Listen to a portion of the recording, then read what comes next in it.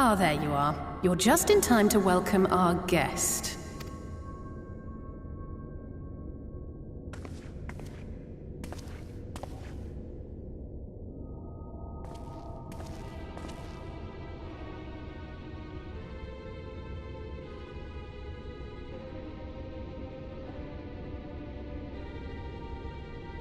Please, did I not explicitly tell you that we would be meeting again soon?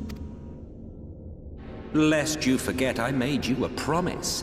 I have no intention of meddling with your mission. I come only to observe. Your Exarch friend in particular has piqued my curiosity. Summoning you all like that. Most impressive.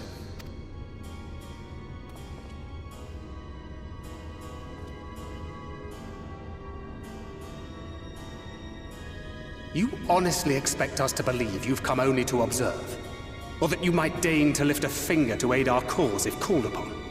Even if there were a sliver of truth in your words, I would never accept your help. Not in my darkest hour. Not after all the suffering your kind has wrought. So petty. I meant what I said, and I said what I meant. Wage your war against the Sin Eaters, put each and every Light Warden to the sword, prove yourselves heroes, brave and true, and I will be glad to embrace you as allies. Allies worthy of bearing the burden of truth. Surely such a partnership would be preferable to yet another round of fisticuffs.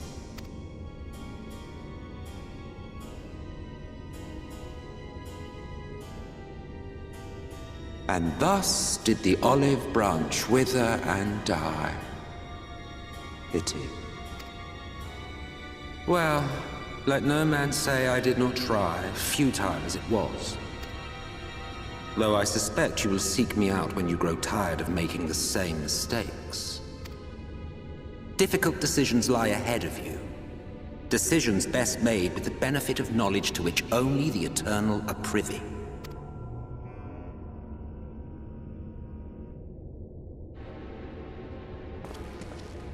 For now, I shall resume my shadowy vigil. Whatever you choose to do, make sure it's worth watching, would you?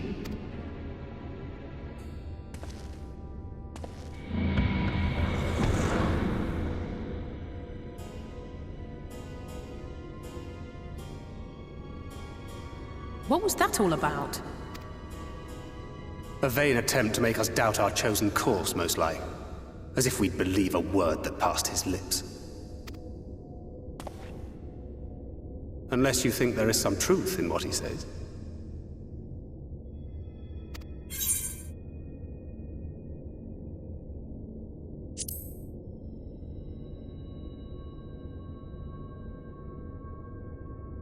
If he simply meant to lead us astray, he could have done so without revealing himself. At least, not in the manner he did. It goes without saying that an alliance with the Ascians is out of the question. But since we have no way of knowing where they might be hiding, it seems only logical to press on with our mission, even if our enemy seems content for it to succeed.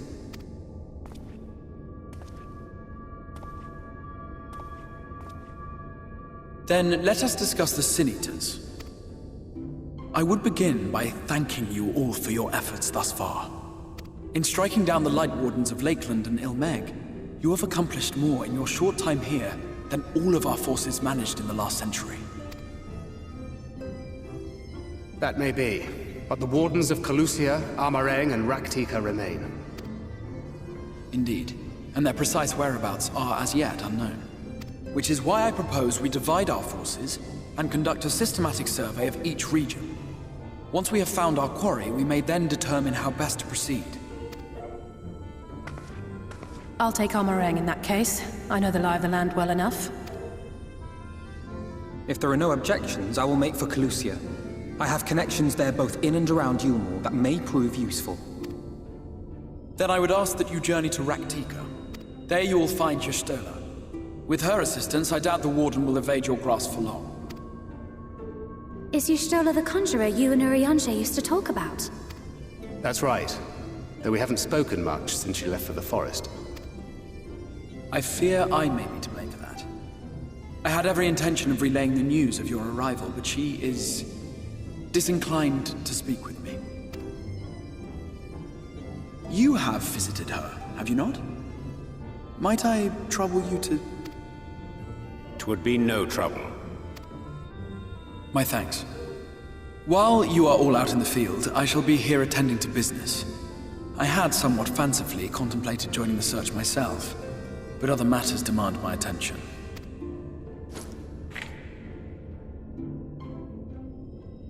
What's that?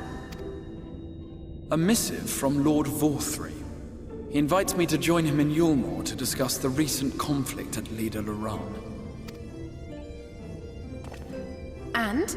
Did he even bother to offer any bait? It's obviously a trap. I should be surprised if it were not.